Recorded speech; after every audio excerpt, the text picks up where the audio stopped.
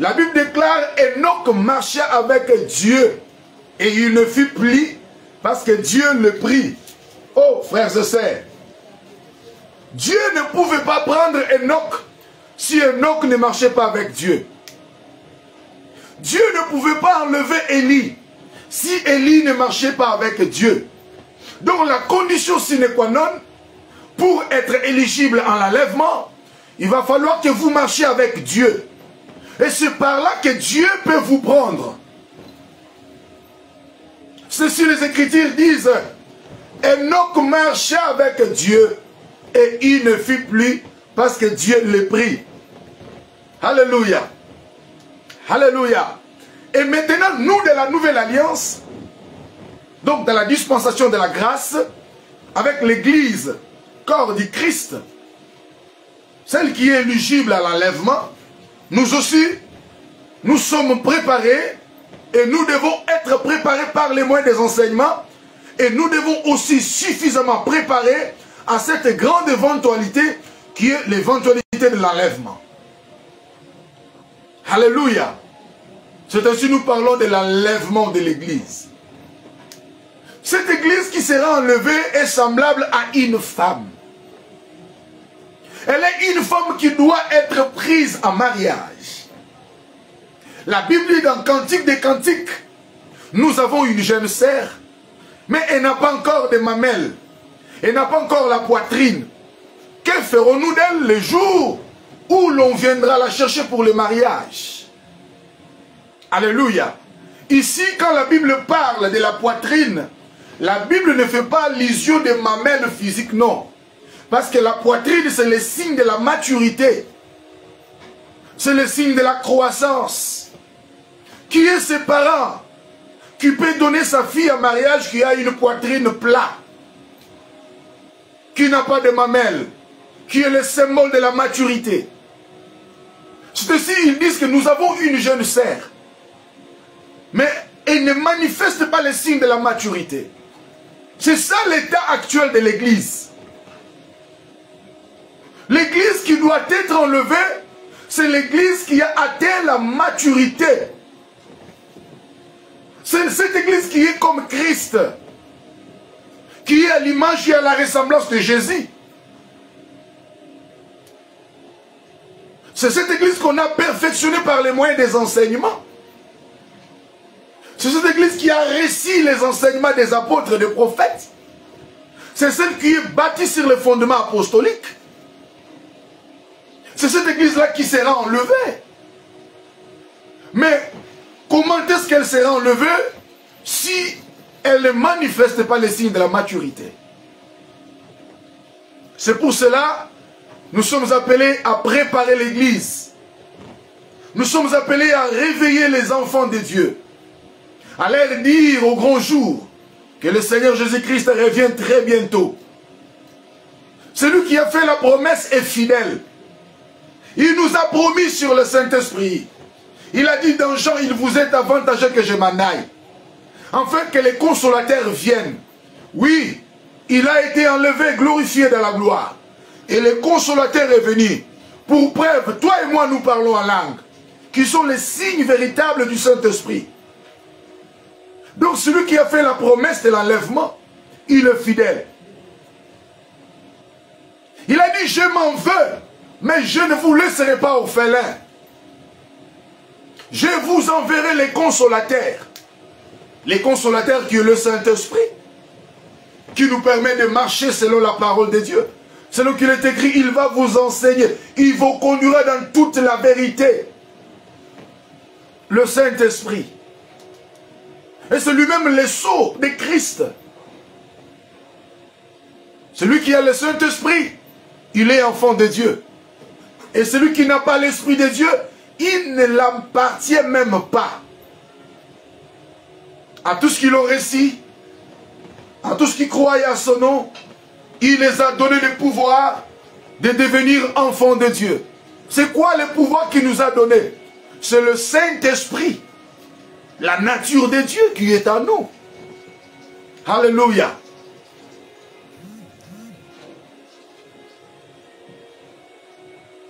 Celui qui n'a pas le Saint-Esprit, il ne fait pas partie de l'église corps du Christ. Je vais même te décourager.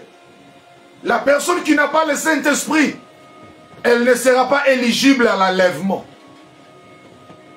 Parce que ceux qui seront enlevés, c'est seulement ceux qui auront la marque de Christ. Ceux qui auront le Saint-Esprit.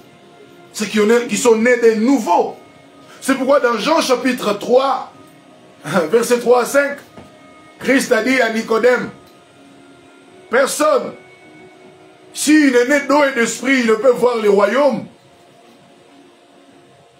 Tu dois naître d'eau et d'esprit. Tu dois avoir la marque du Saint-Esprit sur toi. Et c'est par les moyens du Saint-Esprit que tu seras enlevé. Alléluia. Sans le Saint-Esprit, de même qu'il est écrit sans la foi, il est impossible de lui être agréable. Sans le Saint-Esprit, il est impossible d'être enlevé. Sans le Saint-Esprit, les choses que nous parlons ici ne vous concernent pas.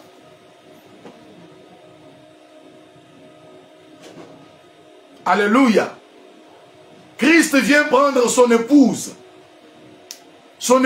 bien-aimée, celle qu'il a lavée par les eaux de baptême, et celle qu'il purifie jour au jour par les moyens de la parole, comme nous l'avions dit hier. Chaque fois, nous nous sanctifions. Nous nous purifions, parce que nous sommes dans la marche. Alléluia. Et nous sommes déjà à la 7e campement. Nous sommes déjà à la 7e âge, qui est l'âge de la Odyssée. L'âge de l'obscurité.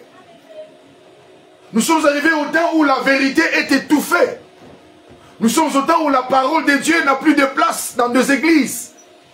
Nous sommes au temps où les histoires, la théologie, les choses semblables ont pris la place, ont pris l'ascendance sur la parole de Dieu. Où les gens aiment les choses qui font bon aux oreilles. Nous sommes au temps où la parole n'a pris de place. La parole de Dieu véritable n'a plus de place dans l'église. Comment pouvez-vous m'expliquer toute une année? Délivrance depuis le mois de janvier jusqu'au mois de décembre. Alléluia. Christ revient très bientôt. Jésus-Christ de Nazareth, il revient prendre son église. Alors il faut que cette église soit lavée, soit sanctifiée. C'est pourquoi il est écrit dans l'Apocalypse, heureux ceux qui lavent leurs robes dans le sang de l'agneau. Le sang de Christ est plus puissant que tous les détergents liquides. Le sang de Jésus nous purifie de tout péché. Je vous présente l'homme de Galilée. Il est mort à la croix. Il était enseveli, ressuscité le 3e jour. Et il est vivant à la droite du Père. C'est celui qui vient bientôt pour t'enlever, pour nous prendre.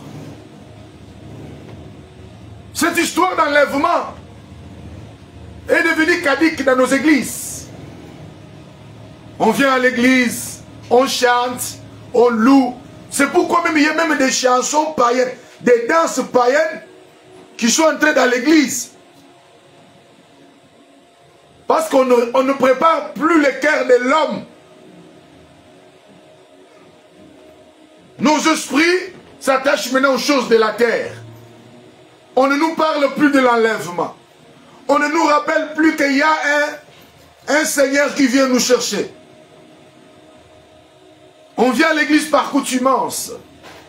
Parce que si je ne viens pas aujourd'hui à l'église, le pasteur va m'appeler. Non. Retiens-le dans ton cœur. Nous venons à l'église pour le salut de nos âmes. Tu viens à l'église par quelle motivation? Pour être vie des hommes? Pour chercher le mariage? Les voyages? Les enfants? Alors pose-toi la question après le mariage, après les enfants, après. Il y a une vie éternelle qui nous attend. Il y a une éternité qui nous attend. C'est pourquoi nous devons préparer l'église. Aujourd'hui, l'église flatte les gens.